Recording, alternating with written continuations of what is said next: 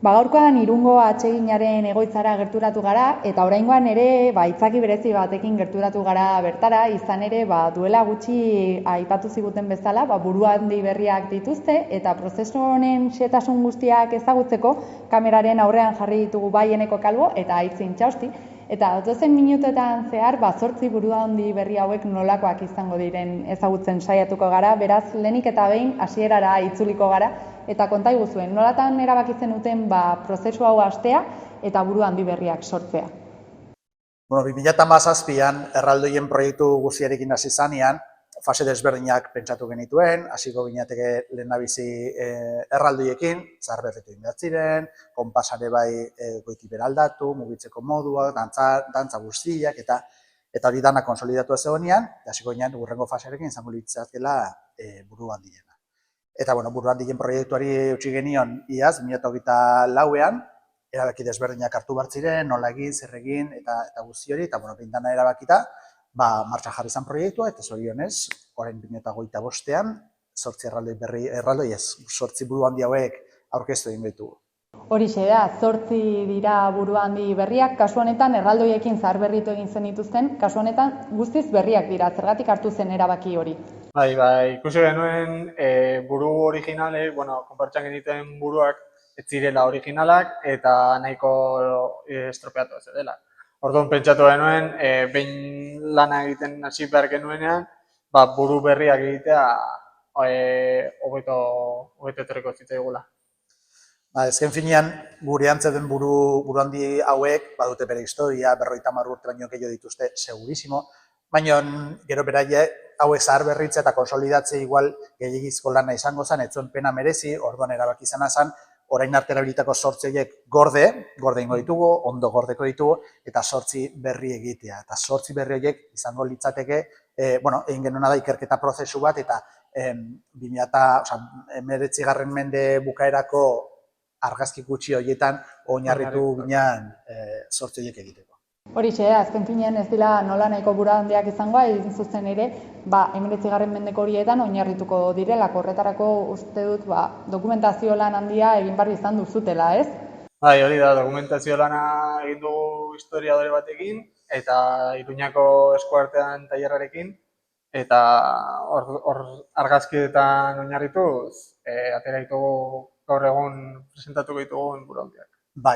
Argazkiek gutxi dira, historikoak, txuri beheltzean, oso txikiak agertzen dira, eta horietan oinarritu gara diseinu bozetua, diseinu berriak egitea, trajeak, aurpegiek duten espresio hori guzti pentsatzeko, eta oinarritu gara horretan aldaketa eta egokitzapen txiki batzuekin, baina nahi izan dugu garai horretara itzuli. Horixe da, enkargu berezi bat da, eta kasu honetan ere berriro ere eskuartean tailerraren eskuetan utzi duzue, jada erraldoiekin ere beraiekin aritu zineten, beraz esperientzia baduzue, ez da? Erraldoiekin oso esperientzia hona izan genuen, eta azkenian logika zuen buru handiak ere beraiek egitea, ez? Azkenian estetika berdina mantentzearren, buruak eta beraien espresioak eta materialak eta oialak eta berdin izateko, ez? Eta kalidade berdin izateko konposa oso horregatik zuzenian beraien gana jo genuen, proiektua prestatu zen eta hortan dabiltza. Horixe da, gainera aipatu behar dugu, azken aldean ikusi dugula, ez? Erraldoiek protagonismoak kendu diete, baina behin hauek ere buru handiak berrituta, igual tamainagatik txikiagoak izan da ere, berriro ere protagonismo hori berreskuratuko dutela agian, ez da? Pentsatzeko, baiet, azkenean umei eta hurbiltzen diren familiei buru handik duten gertutasuna ere asko gustatzen zaie.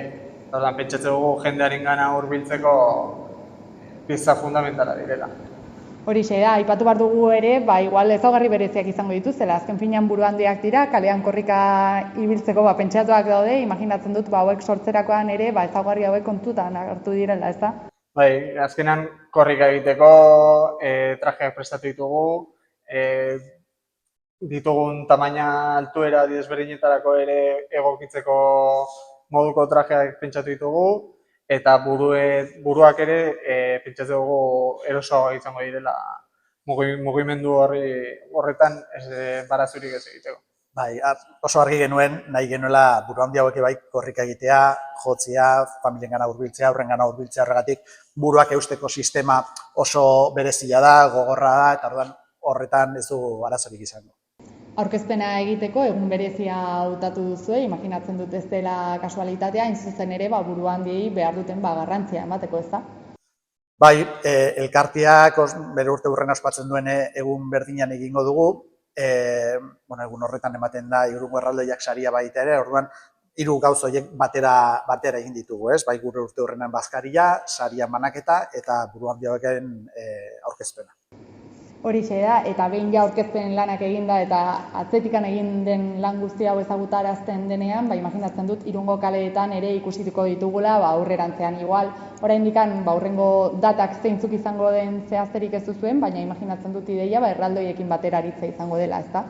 Bai, gure helburua da hemendik aurrera ja beti erraldoiak eta buru handiak elkarrekin egotea. Batzutan atera izan dira bakarrik erraldoiak, baina hemendik aurrera ja buru handien proiektua bukatutzat ematen dugunean ja denak elkarrekin joango dira beti. Hurrengo urtera, hasiera batean betiko Sanmatzaletan hor izango ditugu kaleetan, beti eguraldiak laguntzen baldin badu, eta espero dugu jenderi gustatzea, disfrutatzea eta konexio berri hori sortzea baita ere. Eta buru handi hauek karriketan lasterka jartzeko ez dakit jende nahikorik aldu zuen edo pixka bat jende aldetik nola zabiltzaten. Jendea badugu, baina beti falta behar izaten da. Orduan, deitu nahi dugu prest dagoen zein pertsona guregana hurbiltzea eta bere eskua luzatzea. Horixe da, eta aipatuko dugu, ez? Ez dela bakarrik elkartearentzat garrantzitsua den proiektu bat, baizik eta Irunen ondare historikoarekin zerikusia duen zerbait badela, ezta? Bai, kontutan hartu behar du, konpartsa hau dela Irungo eta Euskal Herriko konpartsarik behar bada zaharrenetariko bat, edo ez baldin bada zaharrena, ez?